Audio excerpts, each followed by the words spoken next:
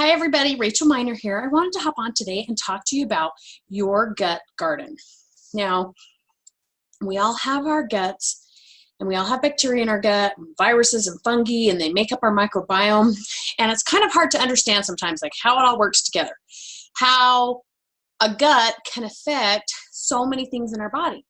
Maybe you have health issues and you're just tired all the time, or you crave soda, or you have IBS, or inflammation issues, or allergies. All of those things are affected by your gut and your gut microbiome. But how does it really affect it? Well, if you think of your gut like a garden, we've all seen gardens, whether we've grown one or not, you know, this beautiful patch of land, you have rows of things growing.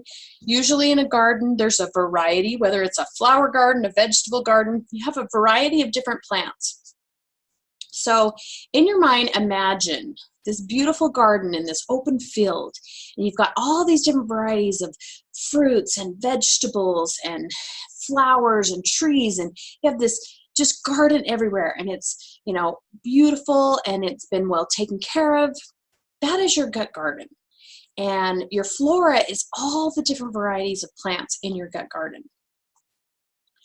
And you want to keep that garden as healthy as possible, because when that garden is as healthy as possible, it can help protect your body and keep your immune system working well and fight off bacteria and fight off viruses.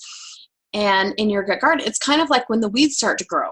If you have this beautiful garden and a weed here or there pops up, it really doesn't affect that garden at all. But what if you went in and you took weed killer, and you just poured it all over those plants? They would just diminish and die. And so then you have this big barren land with nothing growing at all.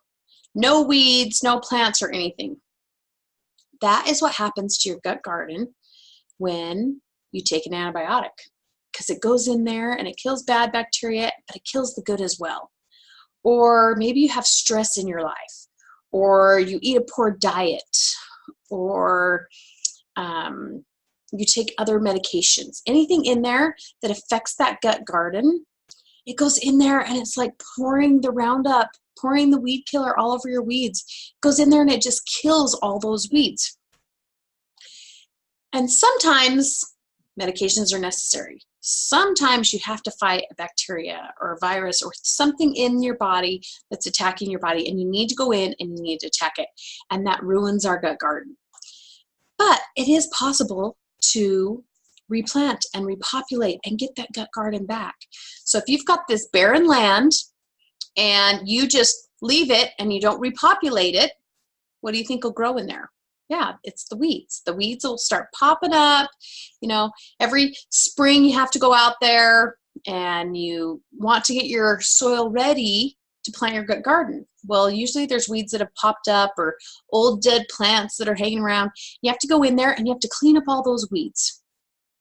And you have to gather them all up and pick them all. And sometimes weeds have very strong roots. They're down deep in that dirt, and you gotta like dig them up, and really it takes a lot of effort to pull them out. And that's how sometimes things in your body that are going wrong can be caused by bad bacteria and bad things in your body and viruses and fungi and stuff like that. So you got to go in there and you got to clean all that out. So you have this gut garden, you've cleaned out all your weeds, and now you're ready to plant. Now, usually, you know, your plants, you need a good variety. You don't want to just have tomatoes. That's it. You know, if you had to eat tomatoes every day out of your garden, that wouldn't be very, you know, good variety and stuff. Like, you want to plant a lot of good varieties.